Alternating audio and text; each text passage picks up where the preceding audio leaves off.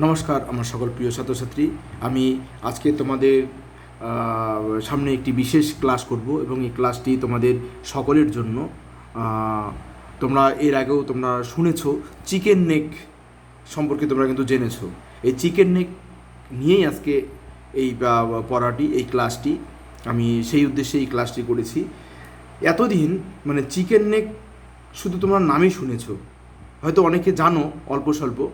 আমি আজকে ডিটেলস বলবো যে চিকেন নেক কী, কেন গুরুত্বপূর্ণ, এবং বিশেষ করে ভারতের কাছে এবং আমাদের ভারতবাসীর কাছে কেন চিকেন নেক গুরুত্বপূর্ণ।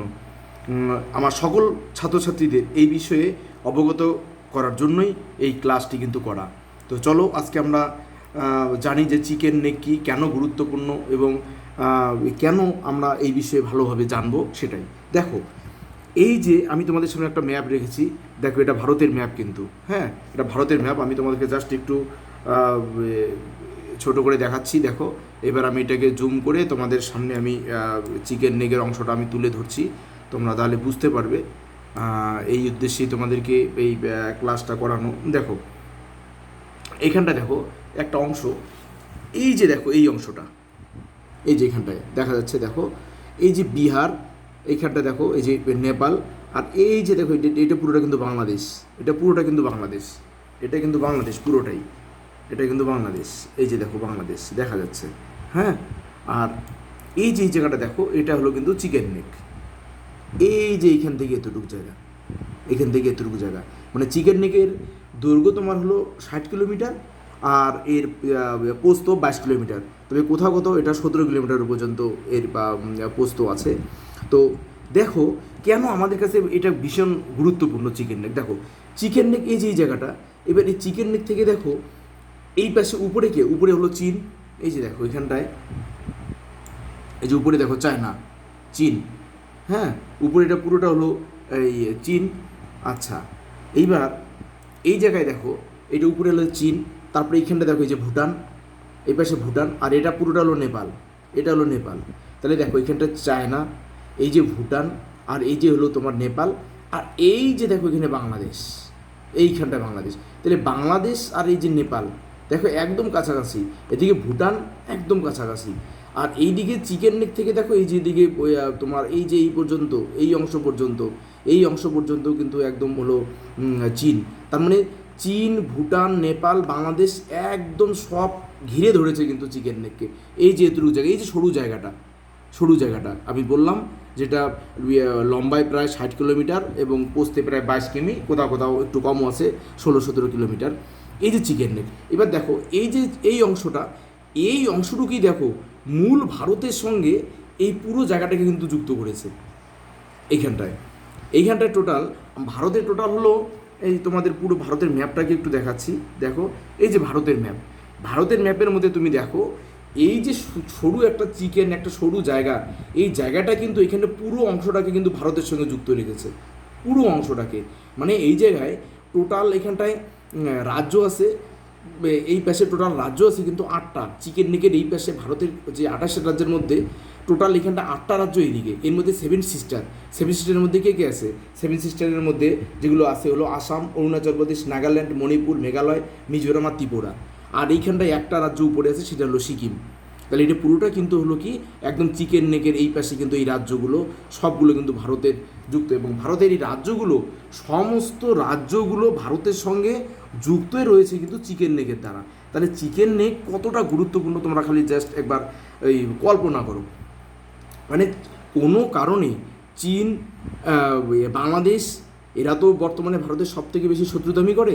এই দেশগুলো যদি এরা যদি কোনো কারণে যদি চিকেন নেকটাকে যদি কোনো কারণে দখল করে নেয়, তাহলে রাতারাতি কিন্তু একদম এই জায়গা থেকে শুরু, চিকেন নেকের এই পাশে এই যে টোটাল যে 8টা রাজ্য আছে, একদম সিকিম সহ 7 সিস্টার এবং সিকিম, এই 8টা রাজ্য কিন্তু একদম রাতারাতি কিন্তু ভারত থেকে বিচ্ছিন্ন হয়ে যাবে। এমন হতে পারে যে ঘুম থেকে উঠেই শুনবো যে আমরা ভারতে আর নেই, ভারত থেকে বিচ্ছিন্ন হয়ে গেছি। তাহলে কতটা গুরুত্বপূর্ণ, আমাদের সবাইকে চিকেন নেক সময় সতর্ক থাকতে হবে। এতটা এখানটা সেন্সিটিভ, এতটা জায়গা, বিশেষ করে বাংলাদেশের যা এখন পরিস্থিতি, আর বাংলাদেশে এখন যা জামাতের যে উগ্রতা, এবং এরা যেভাবে বারবারন্ত পাকিস্তানের সঙ্গে যুক্ত হয়ে এরা যেভাবে লড়ছে, তো এদের কিন্তু একটা বড় টার্গেট কিন্তু এই চিকেন নেক। তো আমাদের সতর্ক থাকতে হবে সবাইকে চিকেন নেক নিয়ে। ভারত সরকারকেও আমরা সবসময় বলবো যে চিকেন নেক নিয়ে সচেতন থাকতে। ভারত সরকার সচেতন রয়েছে, তবু যারা আমরা এখানটার মানুষ রয়েছি আমাদেরও সচেতন থাকতে হবে যে চিকেন নেক আমাদের কাছে কতটা গুরুত্বপূর্ণ। মানে চিকেন নেক যদি কোনো কারণে দখল হয়ে যায়, রাতারাতি আমরা ভারত থেকে বিচ্ছিন্ন হয়ে যাব, এটা ভাবলেই ভয় হয়। তো সেই দিক থেকে কিন্তু আমাদের সকলকে কিন্তু একদম সচেতন থাকতে হবে। আর সব থেকে যেটা গুরুত্বপূর্ণ, দেখো এই যে চিকেন নেকটা যেটা আছে, যদি কোনো কারণে এখানটা চিকেন নেক যদি দখল করে ফেলে, তাহলে এদিকে নেপাল আর এদিকে দেখো বাংলাদেশ, তাহলে এইখানটায় আর কোনো জায়গা নেই। মানে এই নর্থ ইস্টের এই 7 সিস্টার আর সিকিমের সঙ্গে যুক্ত হওয়ার জন্য আর কোনো জায়গা নেই কিন্তু। আর বিশেষ করে পশ্চিমবঙ্গের উপরের অংশ, যেটা উত্তরবঙ্গ যেটা বলে, এই উত্তরবঙ্গের একটা বড় অংশও কিন্তু এখানে রয়েছে। মানে 8টা রাজ্য তো রয়েছে, সঙ্গে আবার পশ্চিমবঙ্গের উপরের উত্তরবঙ্গ।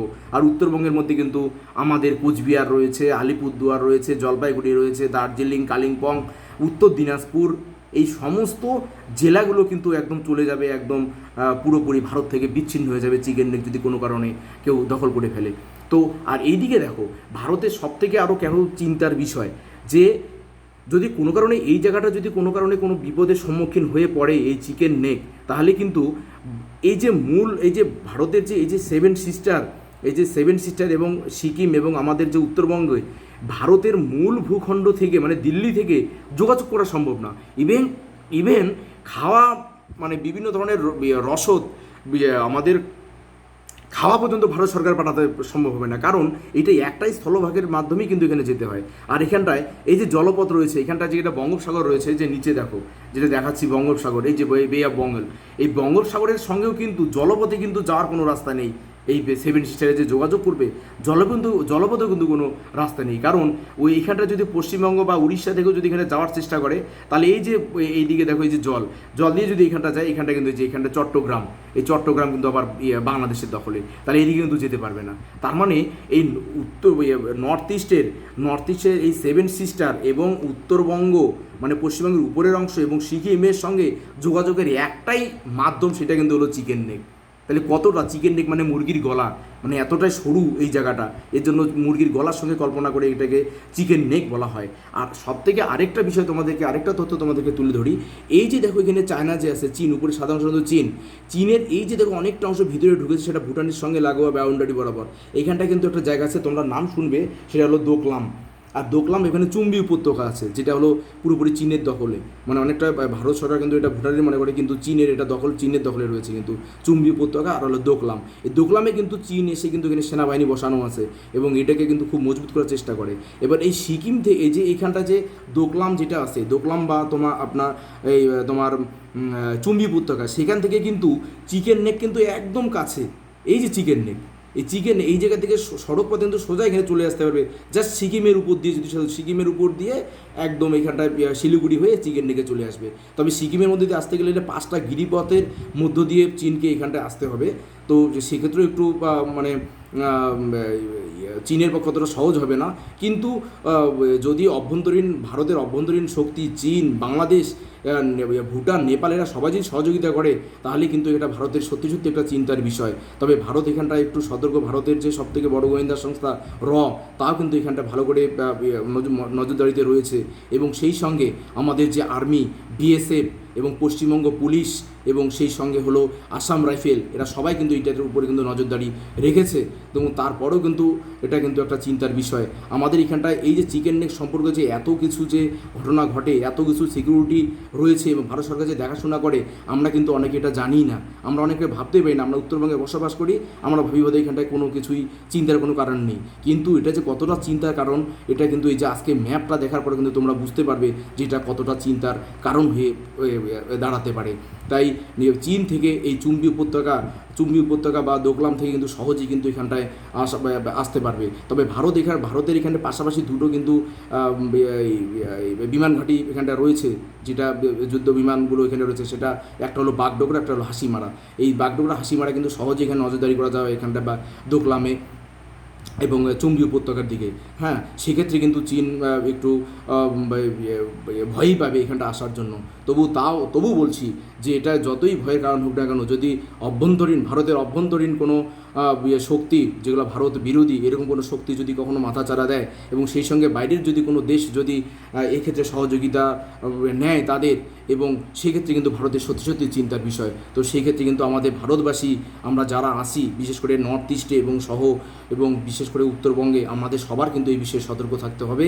এবং আমাদের চিকেন নেক যে আমাদের কতটা গুরুত্বপূর্ণ সে সম্পর্কে কিন্তু একটু আমাদের ভাবতে হবে। এবং এই বিষয়ে সবাই যদি আমরা সতর্ক থাকি, তাহলে কিন্তু আমরা ভবিষ্যতে আমাদের সে ভয়ের কিন্তু অতটা কারণ থাকবে না। তো আমাদের এই হলো চিকেন নেক। আর এই চিকেন নেক সম্পর্কে কিন্তু আমাদের এটা সকলেরই জানতে হবে।